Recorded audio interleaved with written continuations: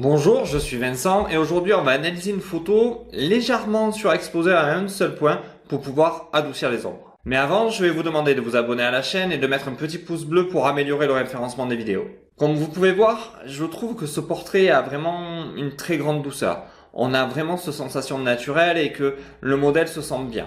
Elle est vraiment en mouvement. Alors, toute la séance s'est passée en mouvement. Elle marchait comme elle passait les mains dans ses cheveux. Elle était vraiment, tout son corps était en mouvement. C'est ce qui crée en fait ce naturel et cette douceur dans la photo. L'autre intérêt de la photo, c'est le bokeh. C'est-à-dire que j'étais à f4, ce qui a permis vraiment d'avoir cet arrière-plan flou et on voit les arbres bien sûr se dessiner. On voit quand même relativement beaucoup de détails, mais on n'est pas attiré essentiellement par le fond. On est vraiment dirigé sur le modèle, aussi grâce au petit point sur son front. Pourquoi j'ai accepté d'avoir ce petit point qui est légèrement surexposé? Alors, il n'est pas surexposé car j'ai contrôlé avec la pipette sur Photoshop et non, il y a des informations.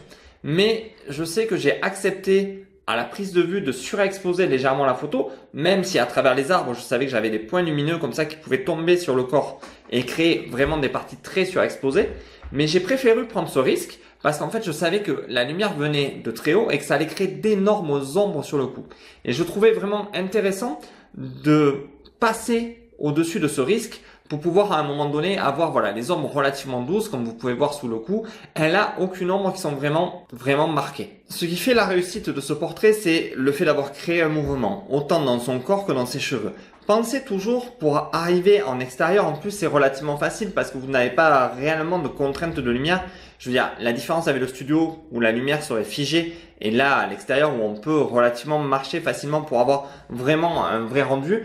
Prenez des risques et prenez le temps de faire les choses. Prenez le temps de vous mettre en mouvement, de faire bouger votre modèle pour créer justement une photo douce et naturelle. Le naturel viendra de là, viendra de votre capacité à créer le mouvement et à créer l'oubli de l'appareil photo.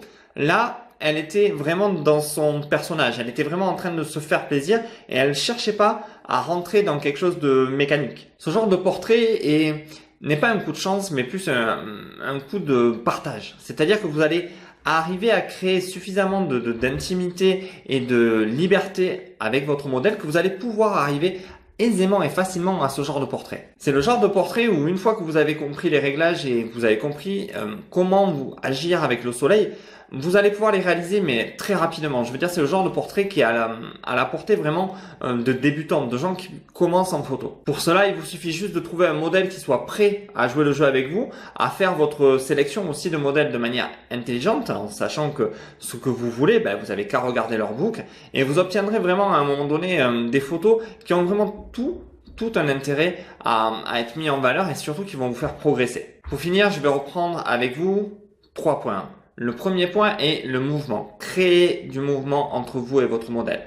Le deuxième point est le contraste. N'hésitez pas à créer des photos avec beaucoup de contraste, quitte des fois même peut-être un peu à risquer certains points cramés. Le troisième point est le bokeh. Travaillez votre bokeh, cela est facile à partir de f4. Vous pouvez avoir des sujets relativement nets et un arrière-plan, un bokeh super, vraiment très beau. Pour finir, je vais vous demander de vous abonner à la chaîne si ce n'est pas encore fait. Encore un petit pouce bleu, ça va permettre d'augmenter le référencement des vidéos.